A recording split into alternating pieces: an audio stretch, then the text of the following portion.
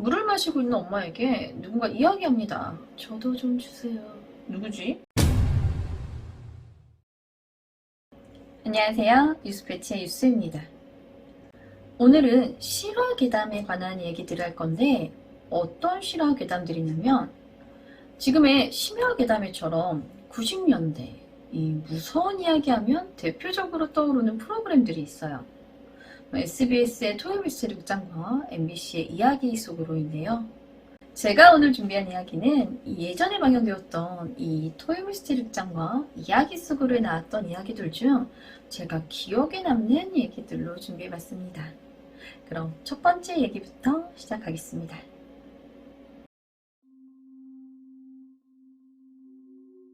그때는 1986년 당시 중학교 2학년이었던 A양은 서울 방배동에 위치한 S빌라로 이사오게 되는데요. 그저 평범한 빌라였던 이곳에서 평생 잊지 못할 공포를 겪게 된 건 이사 온 지 단 3일만이었습니다. 이사 온 지 3일째 되던 날 방에서 잠을 자고 있던 A양은 새벽에 누군가 자신을 부르는 것 같은 소리에 잠에서 깨게 되는데 자신의 방문이 열려져 있는 것을 보고는 방문을 닫고 다시 잠에 듭니다. 그런데 다음날 아침에 일어나 보니 방문이 또 열려 있는 거예요. 사춘기였잖아요. 엄마에게 물어봤죠. 나 잘 때 혹시 문 열어놨냐고. 그런데 엄마는 그런 일이 없다고 얘기하는 겁니다. 투덜투덜거리면서 화장실로 간 A양은 양치질을 하던 중 거울을 보게 되는데요. 거울에 뿌연 무언가 보였고 이게 뭔가 싶어 거울을 닦아봤더니 아무것도 보이지 않았다고 합니다. 이상했지만 그냥 넘어갔죠. 그날은 일요일이었고 부모님은 외출하셨고 집에 A양만이 혼자 남아 비디오를 보다 잠이 들었는데요. 얼마쯤 지났을까? 밖에서 부모님이 현관문을 쾅쾅 치며 문을 열라는 소리에 잠에서 깹니다. A양은 현관문으로 가서 문을 열려고 하는데 이 문이 밀리질 않는 거예요. 밖에 있던 부모님들도 아무리 당겨봐도 문이 꼼짝도 하지 않았다고 합니다. 당시 A양의 집이 1층이었던 터라 결국 부모님은 다용도실 창문을 통해 들어왔고 이 현관문을 거의 부시다시피 해서 문을 열었다고 합니다. 이때까지만 해도 이 일이 그냥 이상한 일이라고만 생각했다고 합니다. 하지만 이 일 이후부터 이 집에 이상한 일이 계속되는데요. 여느 때와 같이 어머니가 집에서 혼자 청소를 하고 있었는데 A양의 방에서 라디오 소리가 들리는 겁니다. 어머니는 라디오를 끄고 돌아 나와 다시 청소를 시작하는데 또다시 라디오 소리가 들렸고 어머니는 라디오가 고장인가 싶어 전원 코드를 빼버리는데 이 라디오 소리가 계속 흐르고 있었다고 합니다. 또 어떤 날은 안방에서 잠을 자다 이상한 느낌의 아버지가 깨어나는데요. 아버지의 자리는 안방에서 마루가 이렇게 다 보이지 않는 자리였는데 벽 시계 쪽에 어떤 여자가 서 있는 걸 보게 됩니다. 발 밑이 없고 체크무늬로 된 옷을 입은 젊은 여자였다고 하는데요. 어쨌든 밤중에 누군가 거기 서 있으니 아버지는 확인을 하기 위해 벌떡 일어나 몸을 움직였는데 순간 안방 문 안까지 와 있던 여자가 사라졌다고 합니다. 이날 곁에 주무시던 엄마가 잠에서 깼고 잠시 물을 마시기 위해 거실로 나오는데요. 물을 마시고 있는 엄마에게 누군가 이야기합니다. 저도 좀 주세요. 누구지? 생각을 하면서 뒤돌아봤더니 생전 처음 보는 여자아이가 서 있었다고 합니다.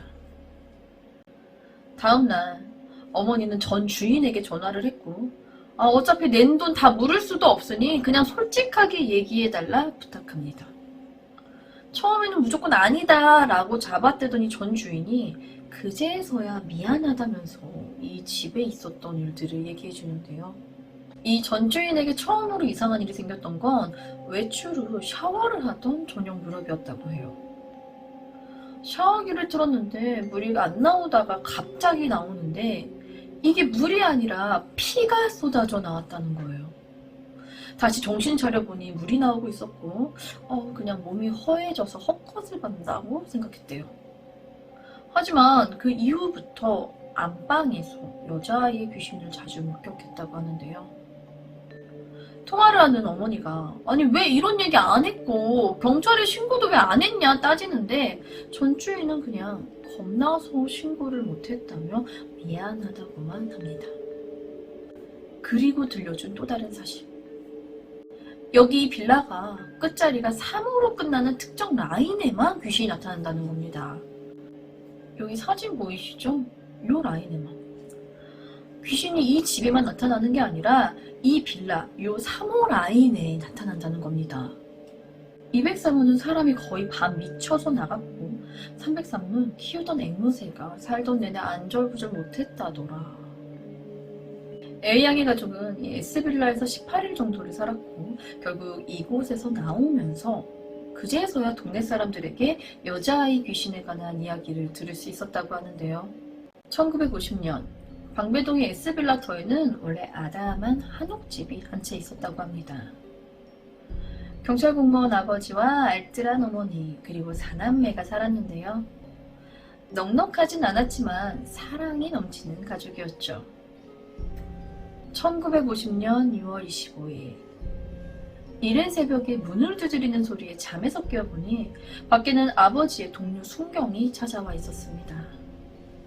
갑작스럽게 찾아온 비상소집이었습니다. 아버지는 이날 이것이 6.25 전쟁의 시작인지 예상하지 못했고 금방 돌아올게 라는 말을 남긴 채 집을 나섰다고 합니다. 이것이 아버지의 마지막 모습이 될 줄은 가족들 그 누구도 알 수 없었죠. 6.25 전쟁, 이건 시작부터 쉽게 끝날 전쟁이 아니었죠. 시간이 흐를수록 전세는 불리해져만 갔고 서울이 공산군에게 넘어가는 건 시간 문제였습니다. 하나 둘 폐허로 변해가는 마을과 폭격에 허물어지는 집, 그리고 삶의 희망들이 하루아침에 전쟁으로 모든 것이 무너져 버렸습니다. 집에 남겨진 어머니와 아이들은 언제 어떻게 될지 모르는 불안 속에서 아버지만을 기다렸죠. 사람들은 모두 피난길에 올랐지만 곧 돌아오겠다는 아버지의 말이 이 가족의 발길을 붙잡았고 남은 가족들은 혹시나 돌아올지 모르는 아버지를 기다리며 이곳에 남아있게 됩니다. 결국 집에 공산군이 들이닥쳤고 4남매는 그 자리에서 공산군에게 총살을 당했고 어머니의 소식을 들은 사람은 아무도 없다고 합니다. 그리고 그들이 살던 이곳에 이후 방배동 S빌라가 들어서게 된 것이라는 겁니다. 방배동 S빌라 3호 라인에 나타난다는 귀신들. 혹시나 아직도 아버지를 기다리며 그곳을 떠나지 못하는 것은 아닐까요? 준비한 첫 번째 이야기는 여기까지입니다. 다음 이야기도 많은 관심 부탁드립니다.